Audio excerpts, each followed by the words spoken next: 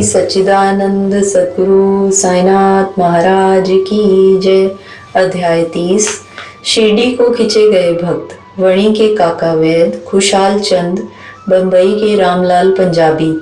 इस अध्याय में बतलाया गया है कि 3 अन्य भक्त किस प्रकार शिरडी की ओर खिंचे गए। प्रकथन।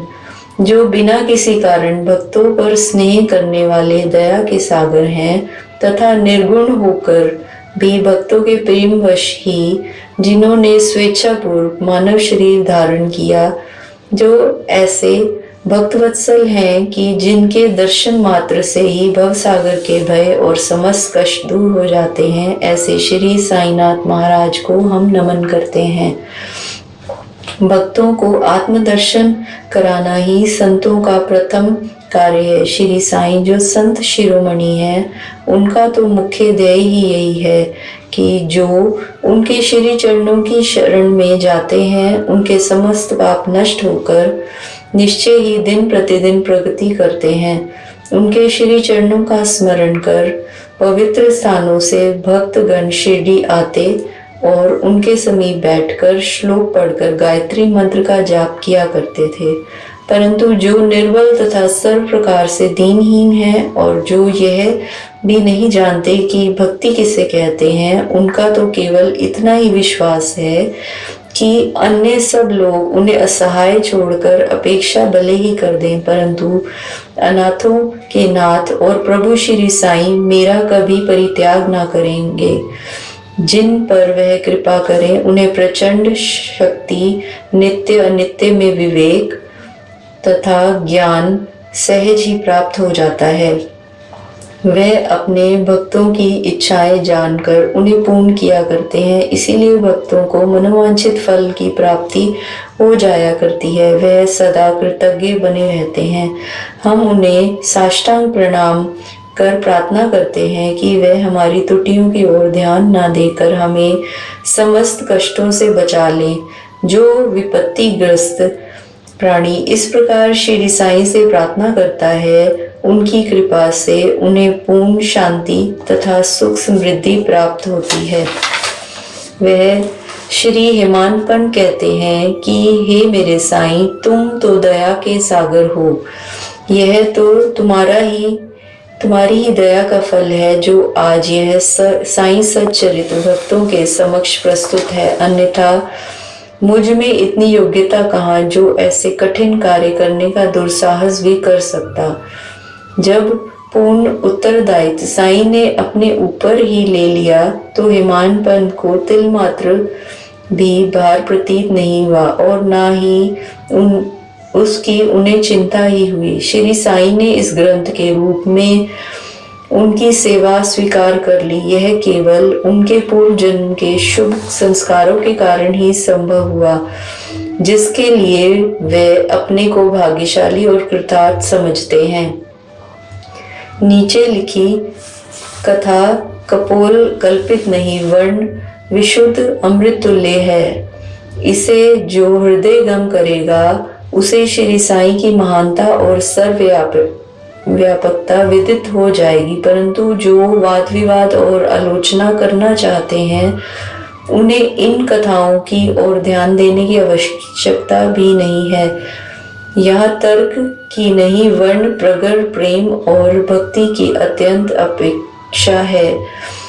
विद्वान भक्त तथा श्रद्धालु जन अथवा जो अपने को साईं पद सेवक समझते हैं, उन्हें ही यह कथाएं रुचिकर तथा शिक्षाप्रद प्रतीत होंगी। अन्य लोगों के लिए तो वह निरी कपोल कल्पनाएं ही हैं। श्री साईं के अंतरंग भक्तों को श्री साईं लीला कल्पतरु के सदृश है। श्री साईं लीला रूपी अमृत पान करने से अज्ञानी जीवों को ज्ञान, गृहस्थ आश्रमियों को संतोष तथा मुमुजानाओं को एक उच्च साधन प्राप्त होता है।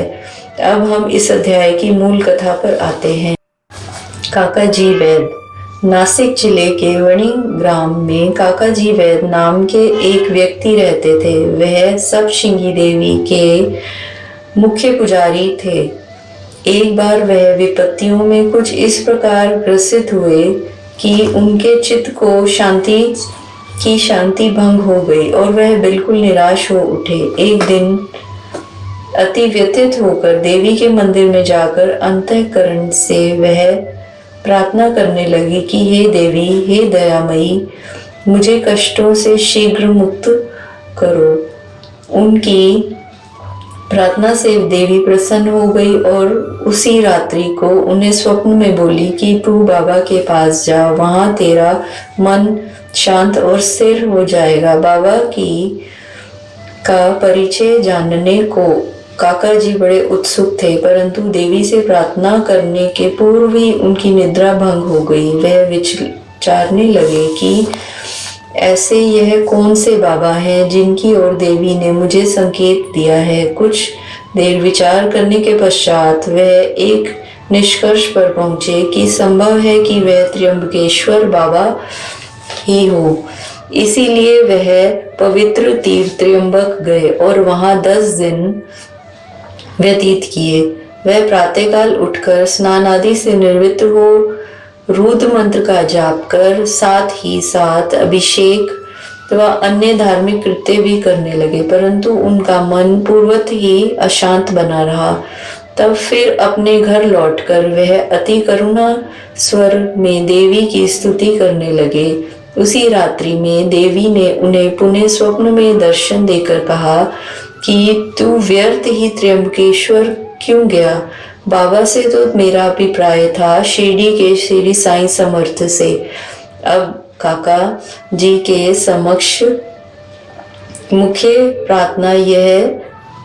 प्रश्न यह उपस्थित हो गया कि वह कैसे और कब शिरडी जाकर बाबा के श्री दर्शन का लाभ उठाए। यथार्थ में यदि कोई व्यक्ति किसी संत के दर्शन को आतुर हो तो केवल संत ही नहीं, भगवान भी उसकी इच्छा पूर्ण कर देते हैं। वस्तुतः यदि पूछा जाए तो संत और अनंत एक ही हैं और उनमें कोई भिन्नता नहीं। यदि कोई कहे कि मैं सर्वथ ही अमुक संत के दर्शन को जाऊंगा तो इसे निरे दंभ के अतिरिक्त और क्या कहा जा सकता है। संत की इच्छा के विरुद्ध उसके समीप जाकर कौन दर्शन ले सकता है। उसकी सत्ता के बिना वृक्ष का एक पत्ता भी नहीं हिल सकता। जितनी तीव्र उत्कंठा संत दर्शन की होगी तदनुसार ही उसकी भक्ति और विश्वास में वृद्धि होती जाएगी और उतनी ही शीघ्रता से उसकी मनोकामना भी पूर्ण होगी। जो निमंत्रण देता है वह आदर आतिथ्य का प्रबंध भी करता है। काका जी के संबंध में सचमुच यही हुआ। श्यामा की मान्यता, जब काका जी शिरडी में यात्रा करने का विचार कर रहे थे उसी समय उनके यहाँ एक अतिथि आए। श्यामा बाबा के अंतरंग भक्तों में से थे। वह ठीक इसी समय वणी में क्यों और कैसे आ पहुंचे, अब हम इस पर दृष्टि डालें। बाल्यावस्था में वह एक बार बहुत बीमार पड़ गए थे। उनकी माता ने अपनी कुल देवी सप्तशृंगी से प्रार्थना की कि यदि मेरा पुत्र निरोगी हो जाए तो मैं उसे तुम्हारे चरणों में लाकर डालूंगी। कुछ वर्षों के पश्चात ही उनकी माता के स्तन में दाद हो गई। तब उन्होंने पुनः देवी से प्रार्थना की कि यदि मैं रोग मुक्त हो जाऊं तो मैं तुम्हें चांदी के 2 स्तन चढ़ाऊंगी। पर यह दोनों वचन अधूरे ही रहे। परंतु जब वह मृत्युशैया पर पड़ी थी तो उन्होंने अपने पुत्र श्यामा को समीप बुलाकर उन दोनों वचनों की स्मृति दिलाई और उन्हें पूर्ण करने का आश्वासन पाकर प्राण त्याग दिए। कुछ दिनों के पश्चात वह अपनी यह प्रतिज्ञा भूल गए और इसे भूले पूरे 30 वर्ष व्यतीत हो गए। तभी एक प्रसिद्ध ज्योतिषी शिरडी आए और वह वहां लगभग 1 मास ठहरे। श्रीमान बूटी साहिब और अन्य लोगों को बतलाई। उनकी सभी भविष्यवाणियां प्राय सही निकली, जिनसे सबको पूर्ण संतोष था। श्यामा के लघु भ्राता बप्पा जी ने भी उनसे कुछ प्रश्न पूछे। तब ज्योतिषी ने उन्हें बतलाया कि तुम्हें तुम्हारे ज्येष्ठ भ्राता ने अपनी माता को मृत शैया पर जो वचन दिए थे उनके अब तक पूर्ण न किए जाने के कारण देवी असंतुष्ट होकर उन्हें कष्ट पहुंचा रही हैं। ज्योतिषी की बात सुनकर श्यामा को उन अपूर्ण वचनों की स्मृति हो आई। अब और विलंब करना खतरनाक समझकर उन्होंने सुनार को बुलाकर शीघ्र चांदी के 2 स्तन तैयार कराए और उन्हें मस्जिद में ले जाकर बाबा के समक्ष रख दिया तथा प्रणाम कर उन्हें स्वीकार कर वचन मुक्त करने की प्रार्थना की। श्यामा ने कहा कि मेरे लिए तो सब श्रृंगी देवी आप ही हैं, परंतु बाबा ने साग्रह कहा कि तुम इन्हें स्वयं ले जाकर देवी के चरणों में अर्पित करो। बाबा की आज्ञा व उदी लेकर उन्होंने वणी को प्रस्थान कर दिया। पुजारी का घर पूछते पूछते वे काका जी के पास जा पहुंचे। काका जी इस समय बाबा के दर्शनों को बड़े उत्सुक थे और ठीक ऐसे ही मौके पर श्यामा भी वहां पहुंच गए। वह संयोग भी कैसा विचित्र था। काका जी ने आगंतुकता से उनका परिचय प्राप्त कर पूछा कि अब आप कहाँ से पधार रहे हैं। जब उन्होंने सुना कि वे शिरडी से ही आ रहे हैं तो वह एकदम प्रेमोन्नत हो श्यामा से लिपट गए और फिर दोनों का श्री साईं लीलाओं पर वार्तालाप आरंभ हो गया। अपने वचन संबंधी कृत्यों को पूर्ण कर वह काका जी के साथ शिरडी लौट आए। काका मस्जिद पहुंचकर बाबा के श्री चरणों में जा लिपटे।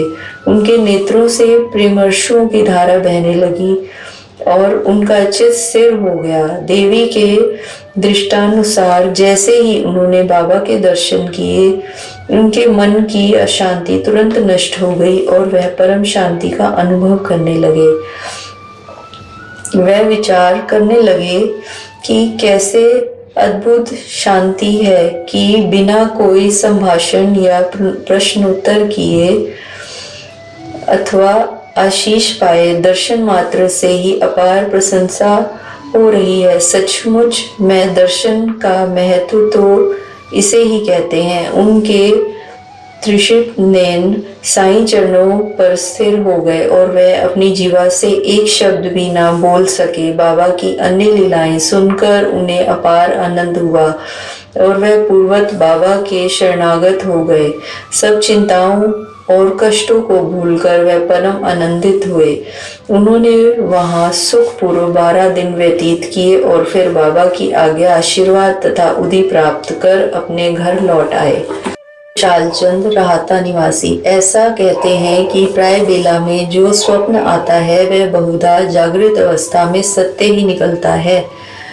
ठीक है, ऐसा ही होता होगा, परंतु बाबा के संबंध में समय का ऐसा कोई प्रतिबंध नहीं है। ऐसा ही एक उदाहरण प्रस्तुत है।